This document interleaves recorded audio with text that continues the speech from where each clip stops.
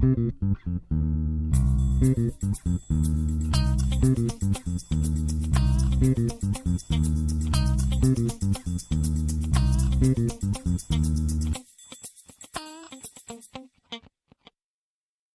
I started doing this podcast, the first thing that struck me was the lack of studies on long-distance relationships.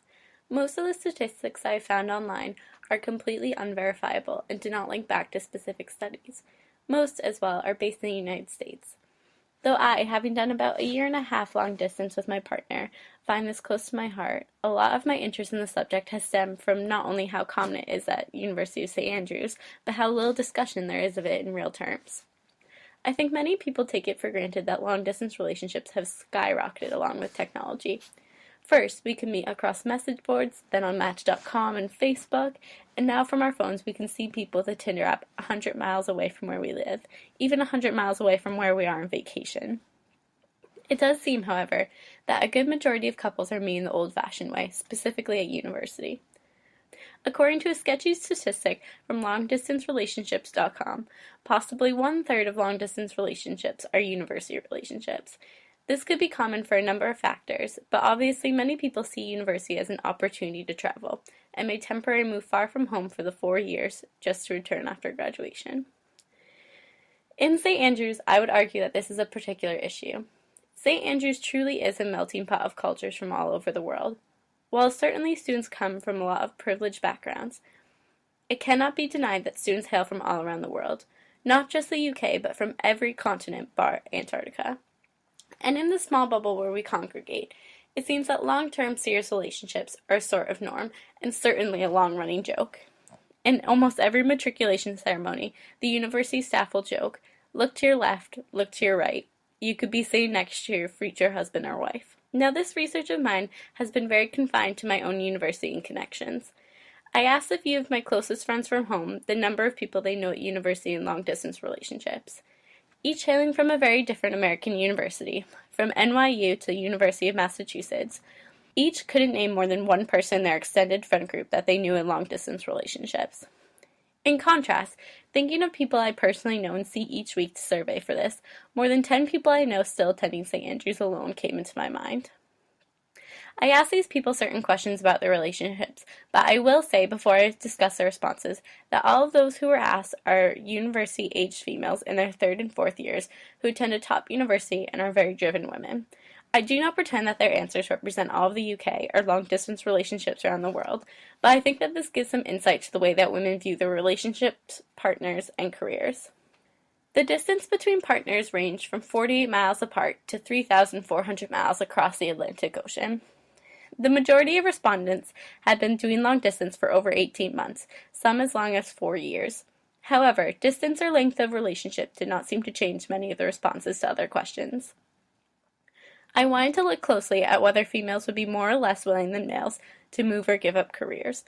Unfortunately, I was unable to find as many male participants, but the answers women gave about their partners were very telling.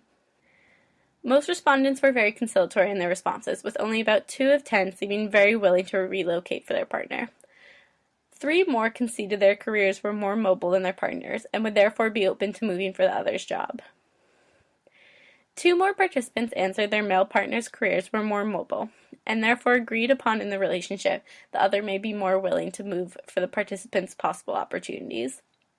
1 participant stated her female partner will be moving to her location, but she would be equally open to moving, dependent on details of career opportunities. Only 2 of the respondents answered more towards an absolute no on relocating or giving up a career opportunity specifically for her partner. 1 stated that this was an idea equally agreed upon within their supportive relationship. The other emphasized that she would not do so at this stage in life upon graduating from university and exploring opportunities for the future. There was no correlation in any of the answers as to how partners met. Out of the categories very willing, have career mobility, partner has career mobility, and very unwilling, those who responded that their partner had career mobility each met at university. Others met mutually through friends or at school and responded differently within the range.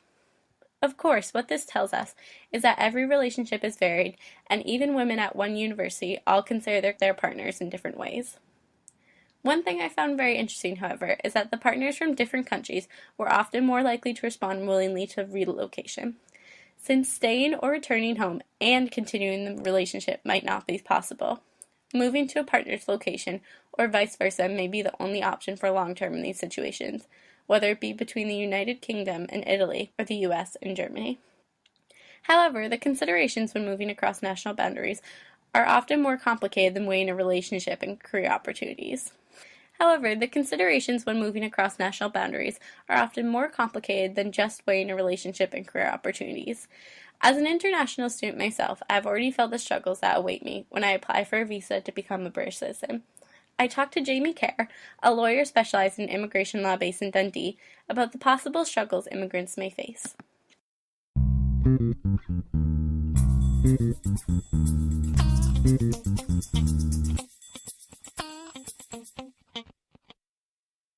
So right now we're with Jamie Kerr, a specialist in immigration law and a partner at Thornton's in Dundee. I'm just going to ask him a couple questions.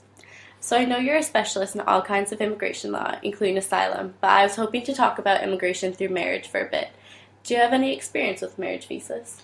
Yes, I've been dealing with marriage visas since the start of my career, which maybe makes me feel old, but it's about 10 years ago now. So I've been dealing with marriage visas for the last 10 years and I've dealt with almost every possible type of combination of marriage visas since then. Is there any type of person that you often help with marriage visas? Like, is there any kind of certain person that, or patterns? Yeah, marriage or spouse visas really vary. So I help British people looking to marry from abroad. I help people who are here with temporary visas, for instance, students who are marrying from abroad or marrying here. I help Europeans who want to marry. I help non-Europeans who want to marry. Absolutely everyone. So there's no kind of marriage visa is a certain type of visa where there's no standard type of client. You get people who are very wealthy, you get people with no money, you get a full range of people on marriage visas. Yeah. And I think we've helped them all. Yeah.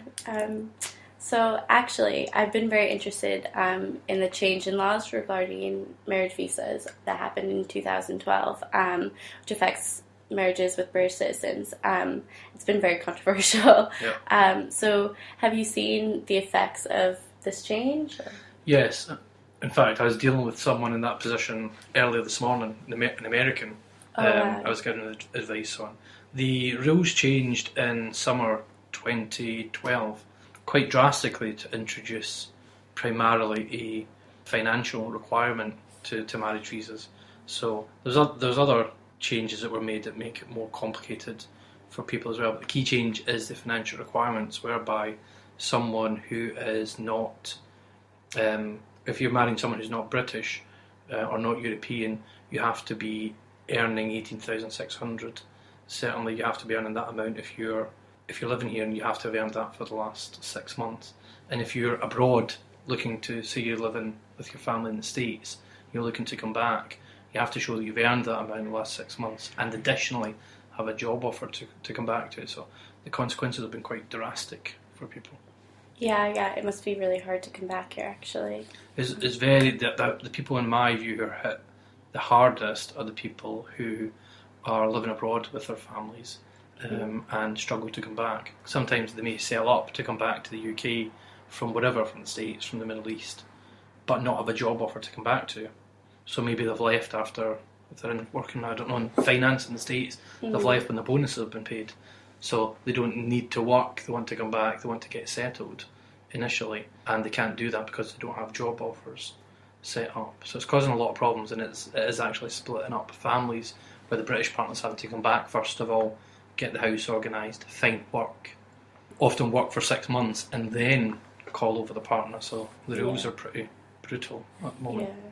And is it quite difficult if somebody is working freelance as well? Would that be a big issue? Or? Yeah, so people who are self-employed, freelance, it all becomes more complicated. The Home Office have got a real issue with people in this category because the rules are so tight, and the rules are designed to prevent fraud. So for people who are freelance, or people who are self-employed, or people whose tax affairs are a bit complicated, they really lose out of these on these rules. Yeah. So it has been really controversial since EU nationals can settle in Scotland with a foreign national partner, at least from the stories I have read. But it's a lot harder for UK citizens to do so. So do you think the EU has a good or easier policy for marriage visas? Or That's a tough question. Because, so if you're a British national marrying, say, an American, you have to be earning the 18,600 yes. For 6 months. Whereas if you're a European, there's no financial requirement. So if you're French or German, Scandinavian, Polish, whatever, then you don't have to meet the financial requirements. But if we take the British rules and just analyse them a bit more, something like, I can't remember the stats, but something like 48% of Scots who are in employment can't meet the immigration rules, the financial requirements. So that's almost close to 50% of Scots who work can't meet these financial requirements. And in Wales, I think it's something like 52%. All party parliamentary group on migration report published has got these stats. And the further south you go, the closer to London you go, the more people who work can meet the rules. So geographically across the UK, these rules have got a really disproportionate interference on people's family lives. The further north you come, up through Northern England to Scotland, the less likely people are to be able to meet the rules. So what we have is family migration rules based on income, which in my view is not a fair method of assessing whether someone should be able to bring their partner with them. So looking at the European rules where you just have to have a genuine relationship, and the British rules where there's a very stringent financial limit which chunks of people automatically cannot meet, for instance students, I don't think that's fair. I don't think it's lawful in terms of European human rights law. So my preference out of the two would be for the European rules. Yeah, it seems a bit uncaring, a bit inhumane. It's very harsh. It's alright speaking about immigration in abstraction, when we speak about immigration and what the policy shouldn't be on family migration, on business migration, or even on asylum matters. But I think what we've got to remember at the end of the day is it's ordinary people and their families and their lives. I've dealt with cases of people who have been stuck in war zones, for instance. Families been stuck in Syria because the father or the kids can't come in until one parent's come back and set up and get a job. So on the ground, the rules are having a really, really harsh hit. Yeah, it's an incredibly sad situation, but I think a lot of people who don't experience it or meet families that it's affected, they wouldn't really think of it or think of the consequences. But it is interesting at St. Andrews, you meet a lot of people with international relationships who have really struggled in the past few years. But actually now, gay marriage has just been legalized in Scotland. So do you think this will be more helpful for LGBT people kind of seeking to stay here on a marriage visa? Or? No, I think it's a quick answer. I don't think the legalisation in Scotland of same-sex marriage is going to have any effect, because the immigration rules have always treated same-sex couples essentially the same as heterosexual couples in terms of the rules. So in terms of visa categories, certainly in recent years, heterosexual marriage has always been treated the same as a couple in a civil partnership. So they've always had that option in terms of the immigration rules. The immigration rules also have unmarried partner rules, where if it's an unmarried couple who live together for 2 years or more, they can be treated the same as either a couple in a civil partnership or a couple who are married. And unmarried partner rules, a 2-year relationship applied whether the couple were heterosexual or of the same sex. So the new marriage rules, in my view, don't bring any benefits to LGBT community. Oh wow, that's really good to know, because in the US I think it's actually quite a lot different, depending, because obviously lots of states now have legalized gay marriage, but since immigration is done on a federal level, it makes it a lot more difficult. But that's really good to know that it was already in place. So if one does successfully obtain a marriage license, can he or she still study or work or kind of participate in normal British life? Yeah, so when you're on a spouse visa or a marriage visa, partnership visa, whatever you want to call it, you're allowed to work full time, you're allowed access to the labour market, so you can take up work without an employer having to sponsor you. You can study, you'll probably still pay overseas rates, usually, certainly in the early years of your visa. But to all intents and purposes, you have the same rights and obligations as British nationals. Great. It's good to know. So in your experience, how difficult is it to obtain a sponsored work visa? Do you believe Scotland is on par with other countries' laws? Or? For a sponsored work visa from an employer? Yes, yeah. I think it's difficult at the moment. I think it's difficult for a number of reasons. I think first, economic conditions are still tough in the UK. They're getting better, I think, but it's still tough. And although employers are starting to recruit again, we're not back to the same levels they were 4 or 5 years ago.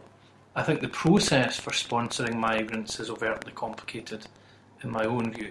The underpinning idea of the system that businesses shouldn't be able to recruit from abroad when they've got individuals in the UK who are allowed to be here to recruit. This idea that we shouldn't be bringing engineers from the States or from America when we've got unemployed engineers here. That system I can live with, but the steps that an employer has to take in order to sponsor someone are cumbersome in my view. But I think there are some positive aspects to the rules. For instance, in relation to recruiting students, you don't have to necessarily advertise. There's some criteria there that are helpful to employers recruiting certain graduates. And I think within a UK context, my own personal view is that Scotland is at a disadvantage in terms of the UK policy, and I'd quite like to see a more regionalised approach.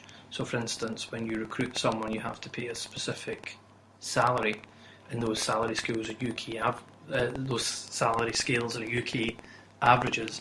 And for a lot of clients that I deal with, businesses large and small, those salary levels are just a bit out of what they would usually pay people in Scotland. So I see London, the South East, having an economic advantage here when it comes to the Tier 2 system. So I would like to see a more regionalised approach to sponsored workers to Tier 2 general. And do you think it's a lot easier for larger companies to do it, or like international companies, rather than small businesses?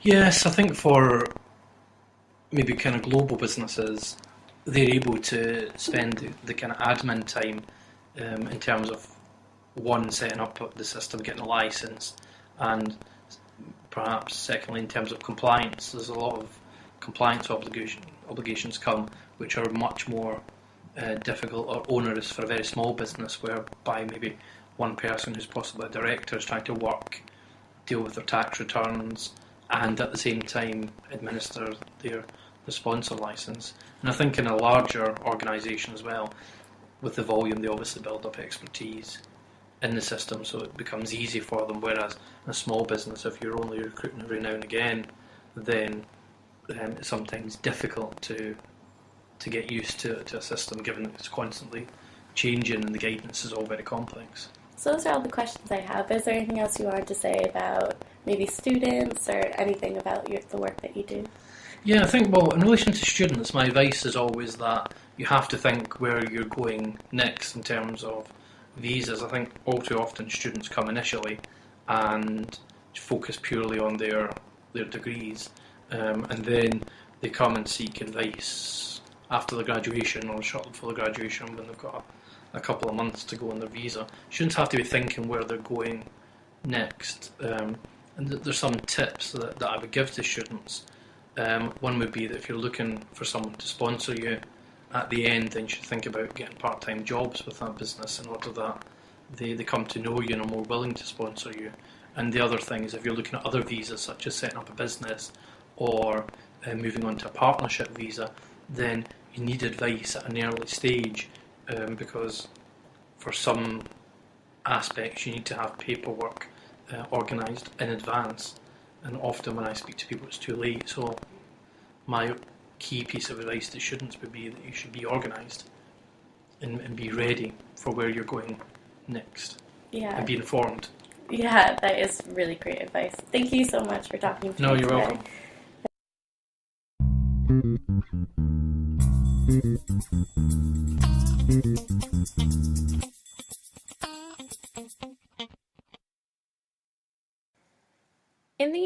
civil partnership has now for years allowed for the possibility of immigration for same-sex couples. Unfortunately, the political environment of the past 20 years in the U.S. has made this harder for some. In 1996, the Defense of Marriage Act, or DOMA, was put through Congress, allowing states not to recognize same-sex marriage as legal in other states. This was a federal law which therefore affected immigration law. Between 2002 and 2004, all applications to U.S. immigration in which one member of a couple was transgender was rejected, even becoming formal policy until repealed in late 2004. This was then changed according to whether the marriage was deemed legal in whichever state the couple resided. Under DOMA, same-sex couples were not considered married for immigration purposes. DOMA wasn't repealed until July 2013. That was not even 2 years ago. Luckily, immigration is now friendlier to same-sex couples in both the UK and the US, at least officially. Unfortunately, as explained by Jamie Kerr, immigration in the UK is not so friendly to its neighbours across the pond, or its own citizens, to be frank. EU laws mandate free movement within the EU, including the UK, but these new UK laws put prohibitions on those freedoms for UK citizens and their spouses. In 2012, these laws were enacted in order to target sham marriages. Instead, it's targeting everyday British people who make the apparently tragic mistake of falling in love with someone outside the EU. And to be honest, it seems to be targeting specifically a significant proportion of St. Andrews students. Now, I don't personally know multiples of British American couples, but I do know 3, including myself. One is currently engaged in the US, with one still in law school, cementing themselves through marriage and student visas. The other is a couple I have a lot of love and respect for that has already cast doubt on their future due to harsh US laws and career paths. And me, well, I'm trying my hardest to get a job in the UK, a process in itself, but if I don't have a job secured and a visa by April 2016, I won't be allowed to stay past October. The place that has been home to me for 4 years and certainly feels like home, the country that the person I love lives in, will kick me out, on the technicality that he won't be getting paid over £19,000 until 2 months before I leave, and the British government demands 6. For those couples who are separated and might have to remain that way, there's some light at the end of the tunnel. Technology has appeared to fill the gaps in long-distance relationships, to lighten the burden, so to speak. And man, does it seem to be a profitable business. Popular websites like BuzzFeed and Mashable have featured collections such as 8 weird but possibly helpful gifts for long-distance lovers. Most of the gadgets, such as a pillow that warms when one's partner touches theirs, kissing machines in the shape of little pigs, and even many different brands of twin vibrators and sex toys that transmit a partner's touch, run for an incredibly high price. His and her sex toys that vibrate with a partner's moves run for $95, or $10,000 if you want the 24-karat gold ones. The most incredible part being, however, that these things don't necessarily exist on the market yet. Almost every gadget I can find marketed for long-distance couples is either coming soon or running a Kickstarter campaign to start their business, but nothing great seems to be on the market at the moment. More importantly, a lot of the vibrator and sex toys sets seem to be marketed towards heterosexual couples. Since many of the products don't exist yet, it is hard to say whether there would be an option to match 2 male or 2 female sex toys, although I've seen none advertised. As these products start to emerge, I think this will be something really interesting to explore. To end today, I just want to go back to something a bit idiosyncratic about St. Andrews. Is it odd that so many people here are in long-distance relationships? Is it the environment of a small, rainy town, or the camaraderie between students that drives so many people together? Is it the intrigue of being with someone different from what you know, or the comfort of talking to someone from home when you're miles away from anything but sheep?